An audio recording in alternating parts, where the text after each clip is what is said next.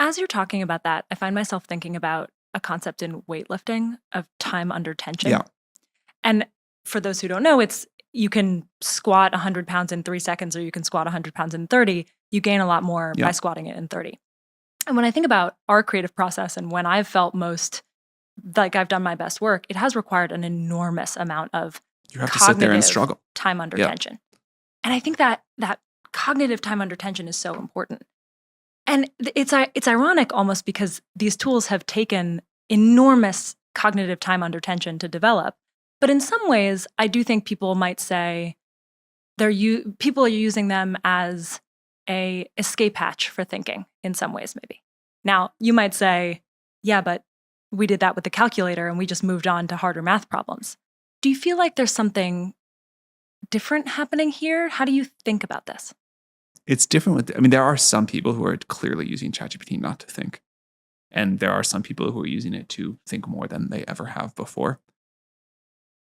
I am hopeful that we will be able to build the tool in a way that encourages more people to stretch their brain with it a little more and be able to do more. And I think that society is a competitive place. Like if you give people new tools, in theory, maybe people just work less, but in practice, it seems like people work ever harder and the expectations of people just go up.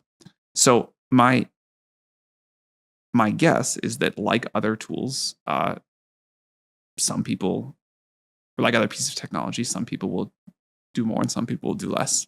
But certainly for the people who want to use ChatGPT to increase their cognitive time under tension, they are really able to.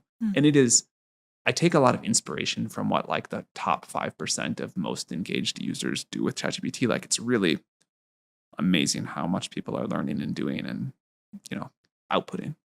So I've only had GPT-5 for a couple hours, so I've been playing What with do you it. think so far? I'm just learning how to interact with it. I mean, part of the interesting thing is I feel like I just caught up on how to use GPT-4 and now I'm trying to learn how to use GPT-5. I'm curious what the specific tasks that you've found most interesting are, because I imagine you've been using it for a while now.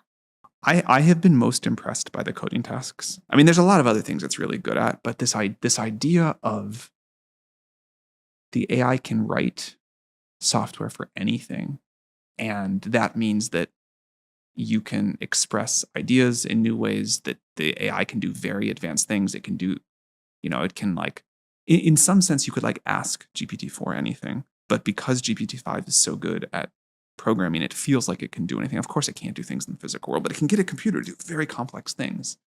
And software is this super powerful, way to control some stuff and actually do some things. So that for me has been the most striking. It's much better at writing. So this is there's this whole thing of AI slop, like AI writes in this kind of quite annoying way. And M dashes. we still have the M dashes in GPT-5. A lot of people like the M dashes, but the writing quality of GPT-5 is gotten much better.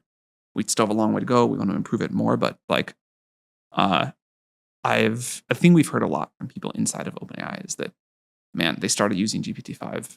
They knew it was better on all the metrics, but there's this nuanced quality they can't quite articulate. But then when they have to go back to GPT-4 to test something, it feels terrible. And I don't know exactly what the cause of that is, but I suspect part of it is the writing feels so much more natural and better